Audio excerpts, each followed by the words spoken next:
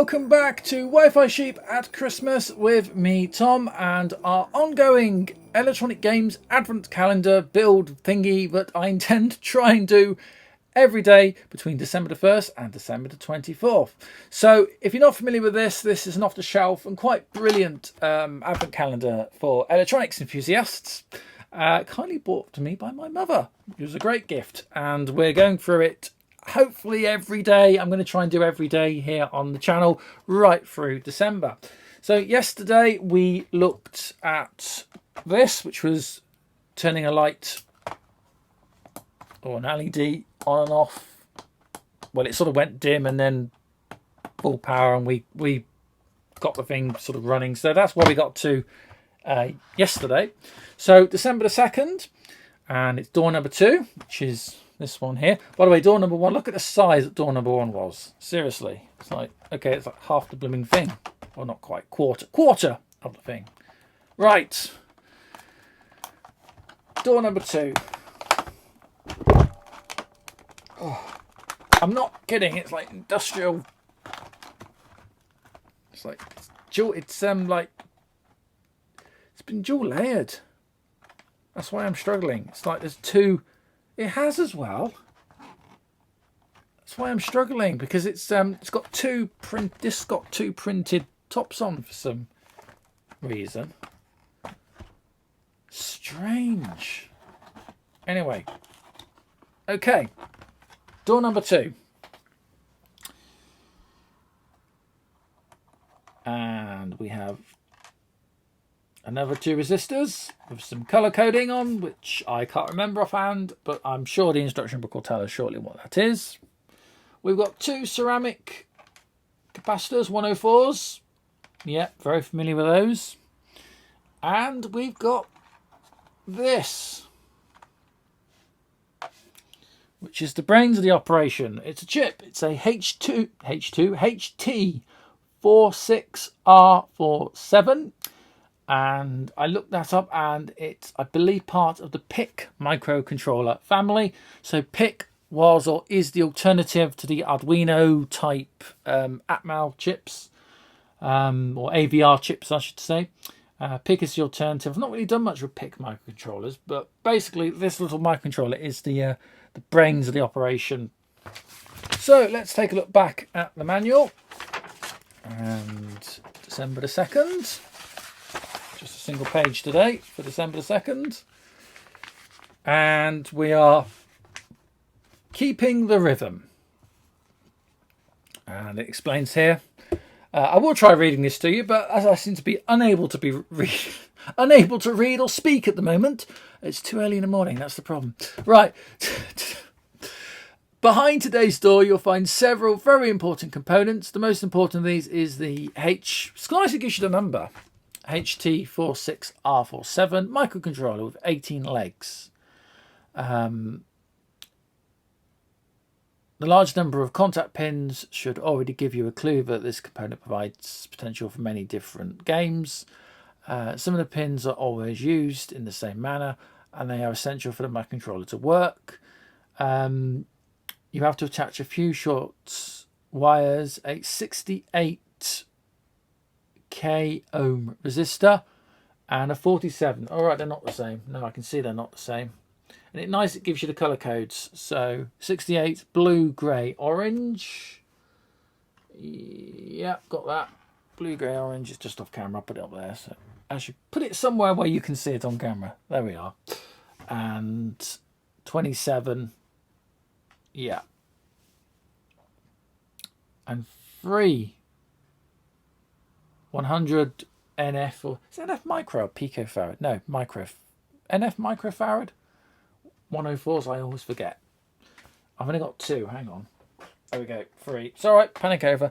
To be honest with you, I've got plenty of spares of those, so it's not a problem. But right, so there's our diagram.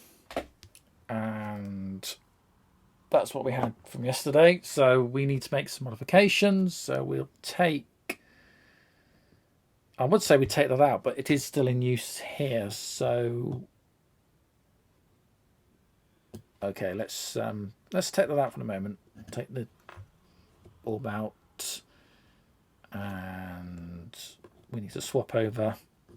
We need to swap these wires over, I think.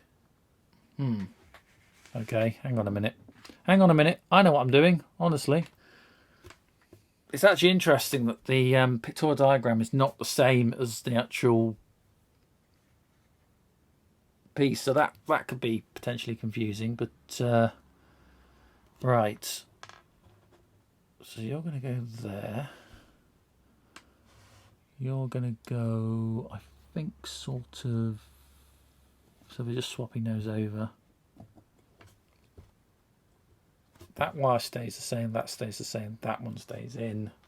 Ah, that's interesting. It doesn't state... Normally in the graphic it would have a little key or a notch to tell you which way around the chip's going. Now we could assume it's going to go that way because the printing, I know you can't see it on camera that well, but the printing on the chip is... Ah, that's interesting. Hang on, let's just check the front. It's not a picture of it, is there? Let's quick check the box. Just checking the box. And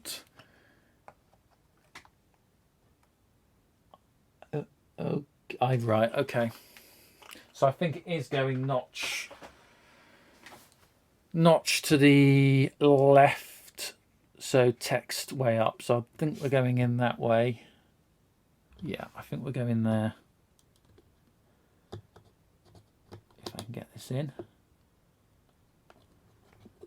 Yep, make sure the legs are in. They are.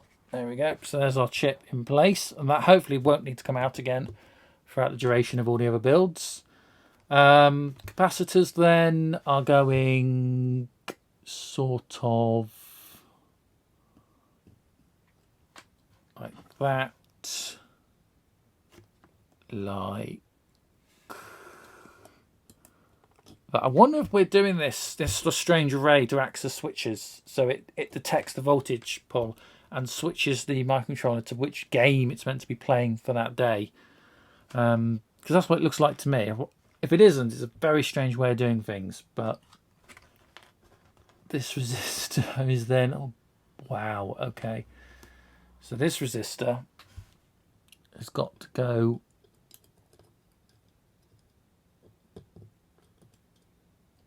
chaos of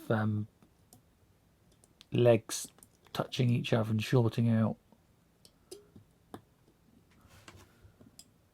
I think we'll be all right. I can go in like that. This one, that's a little bit confusing as well, but this one is going from here.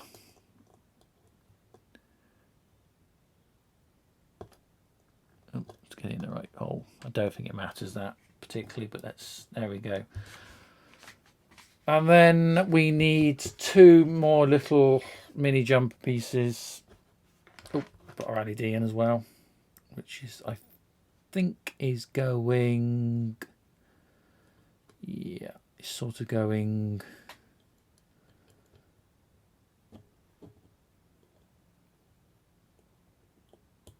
like that. From the looks of it. And then I'll just using the tools I've got to cut up, because we've got to add some more little jumpers. And you know from yesterday I wasn't overly excited about this sort of having to cut your own jumper wire, especially with these tiny little jumpers. It's a nightmare, and considering you can very cheaply get pre-cut jumpers. You've seen me use them with our own tiny basic builds. So I'm not overly infused by it, but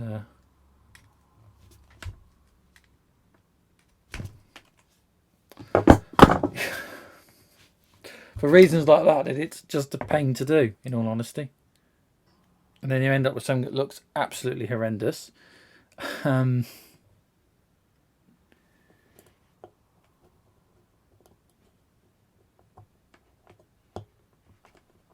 Well, that's one.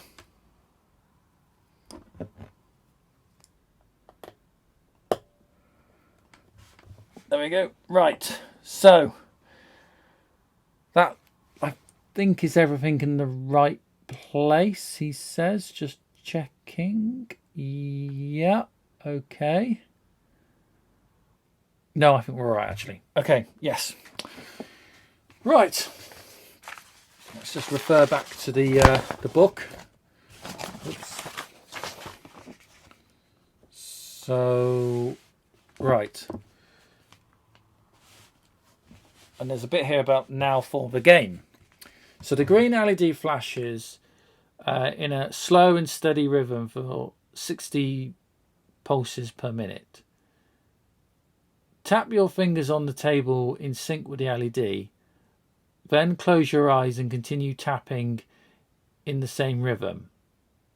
Open your eyes after about 5 or 10 taps to see if you are still in sync. How long can you keep the rhythm go? Oh.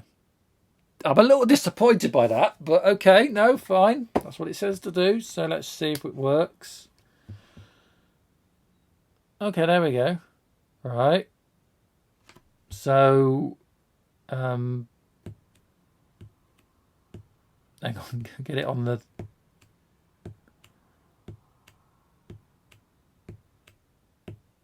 Okay, then I'm going to close your eyes. Everyone close your eyes at home. No peeking.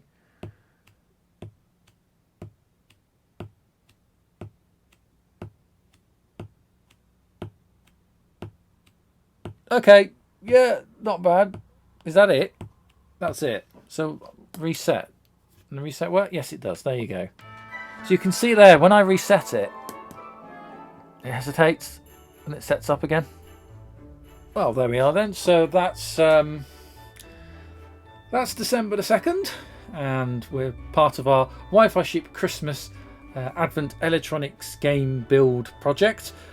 So hope you really enjoyed the video, and I hope you'll join me tomorrow for December the 3rd or thereabouts when we'll do another build.